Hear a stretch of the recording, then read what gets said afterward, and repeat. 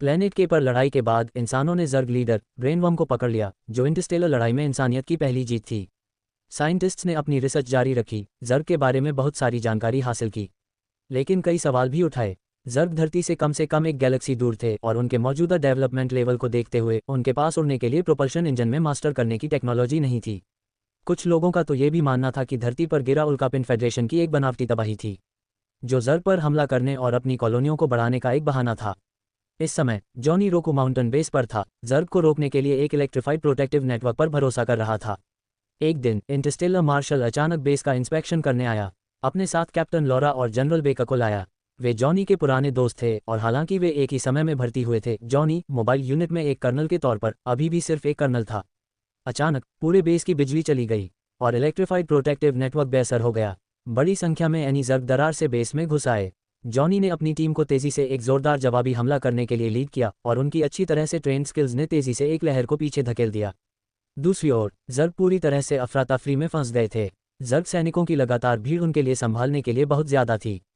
फिर युद्ध के मैदान में पहले कभी न देखी गई कोई चीज दिखाई दी। तुरंत हुए हमले से सिविलियन मोबाइल सूट मर गए। बेस को गिरने की कगार पर देखकर बेक जल्दी से इंटरस्टेलर मार्शल को ले गया। सिविलियन सैनिकों की बेताब आड़ में वह मार्शल को ट्रांसपोर्ट शिप पर ले गया। फिर उसने मार्शल की अजीब नज़र देखी, जो किसी कीड़े जैसी थी, जो तुरंत नॉर्मल हो गई। उसे देखकर यग्द्रिसिल ने जॉनी की कमान संभालने के लिए युद्ध के मैदान में लौटने का इरादा किया, लेकिन एक फेंके गए पिलबग ने उसे तुरंत बेहोश कर दिया।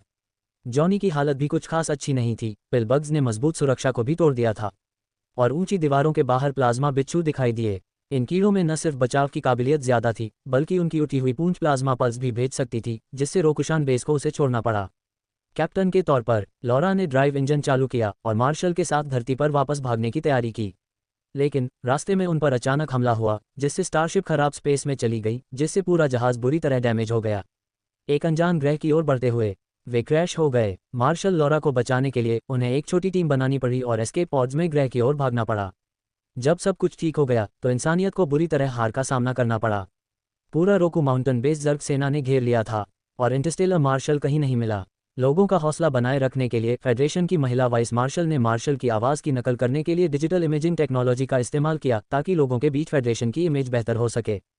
फटने वाले पिलबग के दिखने से जॉनी को बहुत नुकसान हुआ और इसलिए उस पर ड्यूटी में लापरवाही का आरोप लगाया गया और उसे ट्रायल के लिए लामो जेल भेज दिया गया। जैसे ही फांसी शुरू हुई, जॉनी को बांधने वाली रस्सियां अचानक टूट गईं, जिससे वह भाग निकला। पता चला कि यह सब जनरल बेकर का प्लान था। उसे पता चला कि मिनिस्टर को मार्शल की स्कीम के बारे में पहले से पता था, फिर भी वह बेपरवाह रहा। इससे बेकर बहुत हैरान हुआ, जिसने वफादार जॉनी को बचाने के लिए भेजने का फैसला किया, लेकिन उसे सिर्फ 7 आदमियों को लीड करने की इजाज़त दी। लेकिन जब जॉनी मुड़ा तो उसके सामने रखे मैकेनिकल आर्मर ने उसे नए कॉन्फिडेंस से भर दिया। माउंट रोकू में कीड़ों के खिलाफ लड़ाई में इंसानियत को बुरी तरह हार का सामना करना पड़ा। उन्होंने भागने के लिए इंजन चालू किया, लेकिन आधे रास्ते में ही कीड़ों ने उन्हें स्पेस से बाहर फेंक दिया। मार्शल को बचाने के लिए उन्हें स्टारशिप छोड़ना पड़ा। लारा ग्रुप को एक अनजान ग्रह पर ले गई। हालांकि वे सफलतापूर्वक लैंड कर गए, लेकिन वे पृथ्वी से संपर्क नहीं कर सके। अचानक दूर से एक एनी कीड़ा दिखाई दिया, लेकिन अजीब बात है कि उसने हमला नहीं किया। लारा तुरंत टेंशन में आ गई। अनुभवी लारा ने जल्दी से पीछे हटने का इंतजाम किया, क्योंकि नाजुक एस्केप पॉड्स कीड़ों का सामना नहीं कर पा रहे थे। उन्होंने 100 किलोमीटर दूर एक स्टारशिप पर पनाह लेने का प्लान बनाया। बड़ा सा ग्रह सुनसान था, जहां कोई बिल्डिंग नहीं थी। हालांकि उनके चारों ओर खतरा मंडरा रहा था। दर्जनों कीड़ों ने उन्हें खतरनाक नजरों से देखा, लेकिन पहले की तरह उन्होंने इंसानों पर हमला नहीं किया। हालांकि मार्शल मुस्कुराया, ऐसा लगा जैसे उसे पहले से ही पता था कि वे हमला नहीं करेंगे। उस रात ग्रुप अपना खाना फिर से भरने के लिए इकट्ठा हुआ। लारा, जो लुकआउट ड्यूटी पर थी, ने दूर कुछ गड़बड़ देखी। जैसे ही वह दूसरों को चेतावनी देने वाली थी, पूरी जमीन हिलने लगी, जिससे रेत और बजरी के अनगिनत कण उनकी ओर बढ़ने लगे। जमीन तुरंत फट गई और उनमें से एक बच नहीं पाया और दरार में गिर गया। उसी पल एक जीव खाई से निकला। इससे पहले कि वह कुछ कर पाता, उसकी आंखें पूरी तरह से निगल ली गईं। मार्शल सब कुछ देखकर भी शांत रहा। पिछली रात की घटनाओं के बाद कुछ लोग लारा पर सवाल उठाने लगे, ये सोचकर कि एस्केप पॉड छोड़ना एक गलती थी। हालांकि लारा ने उन्हें जल्दी ही सबक सिखा दिया। उसी पल धरती फिर से हिली। परेशान शेफ अब और बर्दाश्त नहीं कर सका और जिस रास्ते से आया था उसी रास्ते से लौटने लगा, लेकिन कीड़ों ने उसे रोक लिया। उसके पीछे लारा ने बेतहाशा गोली चलाई। हालांकि उसने कीड़ों को मार डाला, लेकिन और कीड़ों के फिर से दिखने से शेफ डर गया, जिससे वह पागलों की तरह भागने लगा। लारा परछाइयों के एक दूसरे पर पड़ने की वजह से गोली नहीं चला सका। मुश्किल के एक पल में शेफ कीड़ों के पीछा से बचते हुए एक पत्थर की बनावट में भाग गया। बेबस कीड़ों के पास वहां से जाने के अलावा कोई चारा नहीं था। इस पल मार्शल की नज़र पत्थर के खंभे की तरफ भक्ति से भर गई। अगले ही पल शांत खंभा गिरने लगा। पत्थर के बीच से टहनियाँ और पंजे निकले जो अंदर की ओर फैलते और फिर सिकुड़ते थे। तुरंत वह जीव उसे जमीन के नीचे खींच ले गया। उस गहरे गड्ढे को देखकर सबको पता था कि अब पीछे मुड़ने का कोई रास्ता नहीं है।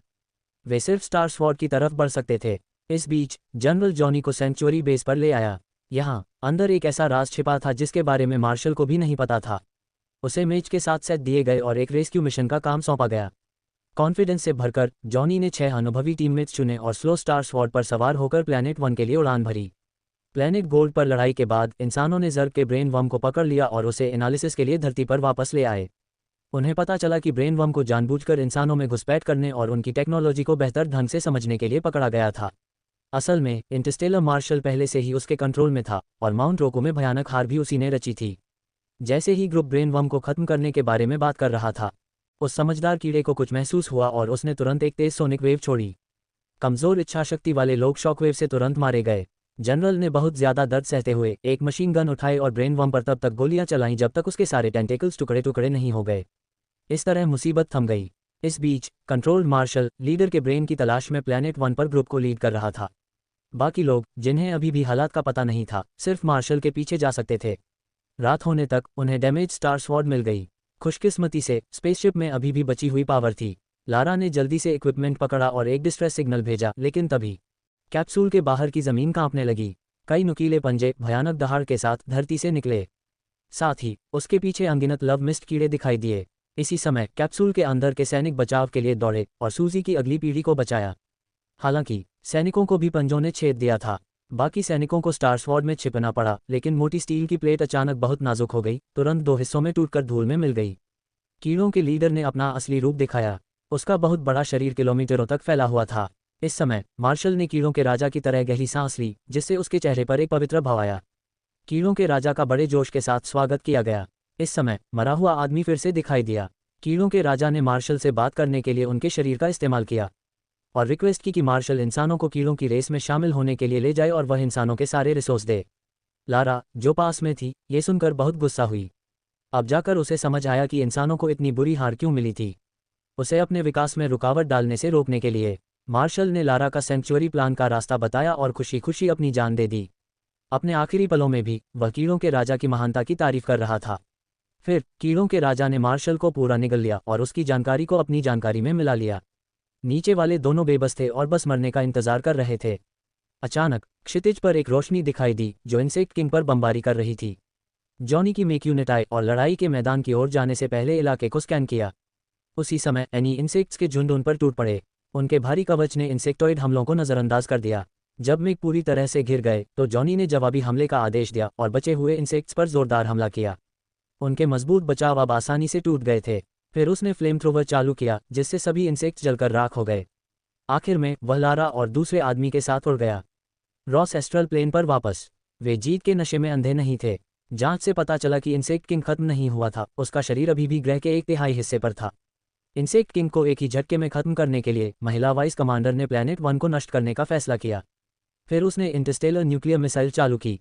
जनरल और लॉरा के देखते हुए प्लैनेट 1 खत्म हो गया। इस पल इंसानियत और इंसेक्टॉइड्स के बीच झगड़ा खत्म हो गया। लेकिन फेडरेशन के युद्ध के इरादे यहीं खत्म नहीं हुए।